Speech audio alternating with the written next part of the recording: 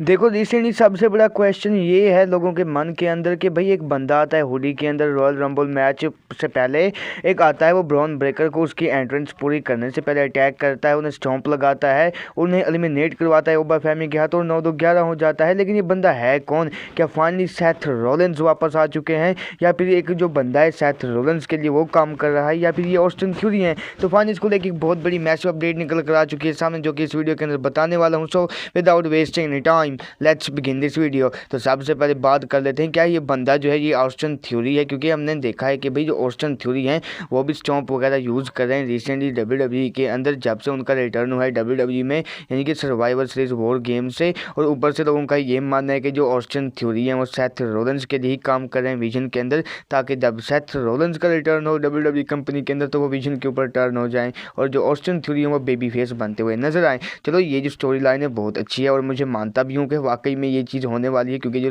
Austin theory है वो Seth Rollins के लिए ही काम कर रहे हैं। लेकिन क्या जो चेहरे मास्क के पीछे जो बंदा था वो ऑस्टिन थ्योरी था? देखो मुझे ऐसा नहीं लगा, उसकी पर्सनैलिटी से भी ऐसा नहीं लग रहा था कि ये ऑस्टिन थ्योरी है। देखो जब वॉर गेम्स के अंदर जब ऑस्टिन थ्योरी आए थे तो देख के लग रहा था उस बंदे को भी ऑस्टिन थ्योरी है, लेकिन अभी के हिसाब से ऐसा बिल्कुल भी नहीं है कि ये ऑस्टिन थ्योरी है। इसके अभी के हिसाब से मैं मान भी नहीं सकता कि ये ऑस्टिन थ्योरी है, लेकिन स्टिल ये चीज़ कन्फर्म है कि जो ऑस्टिन थ्योरी है वो सेथ रॉलिंस के लिए काम करते हैं। लेकिन जो रॉयल रंबल के ऊपर जो बंदा आता है वो अटैक करता है ब्रॉन ब्रेकर के ऊपर, वो ऑस्टिन थ्योरी बिल्कुल भी नहीं थे। और कोई पता नहीं मेरा दिल ऐसा क्यों कहता है कि डीप डाउन कि ये बंदा ऑस्टिन थ्योरी ही था।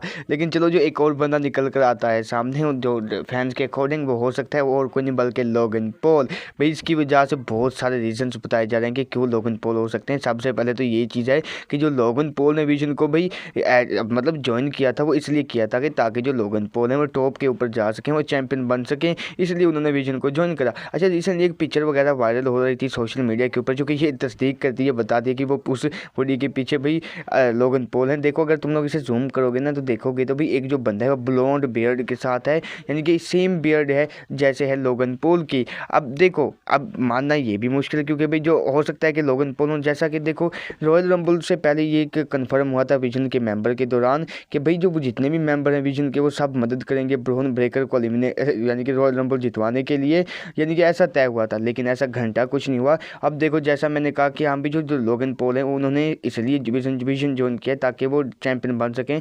तो लोगन पॉल के दिल के अंदर कोई ना कोई भाई भड़ास होगी जो कि वो निकालना चाहते होंगे ब्रॉन ब्रेकर के ऊपर कि भाई वो बंदा एलिमिनेट पहले से हो जाए और हम में से कोई जीत जाए, यानी कि कुछ ना कुछ बताता है कि हाँ भाई ये बंदा लोगन पॉल भी हो सकता है। अब देखते हैं आने वाले टाइम के अंदर डब्ल्यूडब्ल्यूई कैसे रिवील करती हुई नजर आती है। बाय द वे जो हमारा नेक्स्ट बिग स्टार है और कोई नहीं बल्कि सेथ फ्रीकिन रॉलिंस। अब तुम्हें मैं बता दूं ये चीज़ कि बहुत बड़ी खबर है सबसे पहले कि जो सेथ रॉलिंस है वो रेसलमेनिया से पहले आने वाले हैं। हाँ भाई तुम लोगों ने ठीक सुना, क्योंकि हमने जिस तरह से स्टोरी लाइन देखी है वो मास्क वाले बंदे का वो रूप देखा है, अब यही लग रहा है कि जो डब्ल्यूडब्ल्यूई फाइनली रिवील करने वाली है सेथ रॉलिंस के ऊपर। देखो जो सेथ रॉलिंस है वो रेसलमेनिया से पहले आएंगे या फिर नहीं ये ऑफिशियली कंफर्म नहीं है, लेकिन रिपोर्ट्स के अकॉर्डिंग डब्ल्यूडब्ल्यूई बुक करने वाली है Seth Rollins versus Bron Breakker का मैच रेसलमेनिया 42 के लिए जो कि लॉस वेगास से होने वाला है। और अगर ये चीज़ होने वाली है तो फोर श्योर सेथ रॉलिंस जो है रेसलमेनिया से पहले ही रिटर्न करते हुए नजर आएंगे और हो सकता है कि भाई वो आ जाए भाई एलिमिनेशन चैम्बर के ऊपर। और भाई अगर मास्क के पीछे अगर सेथ रॉलिंस है तो वो रिवील क्यों नहीं हुआ है? देखो मुझे लगता है कि अभी क्योंकि जो उन्हें जो रिकवरी का टाइम है अभी रहता है इसलिए डब्ल्यूडब्ल्यूई ने शायद रिवील नहीं किया हो। हाँ भाई हो सकता है कि वो हुडी के पीछे बंदा कोई और हो, जब डब्ल्यूडब्ल्यूई रिवील करे वो सेथ रॉलिंस है। तुम लोग समझ रहे हो ना कि भाई काम कोई और कर रहा हो लेकिन दिमाग सेथ रॉलिंस का हो। लेकिन भाई इस बंदे को प्राइस देनी होगी, क्योंकि अगर ये रेसलमेनिया से पहले आ जाता है तो देखो भाई एक रोटेटर काफ टूटने के बाद वो बंदा 5-4 महीने के अंदर अपना डब्ल्यूडब्ल्यूई का रिटर्न कर रहा है।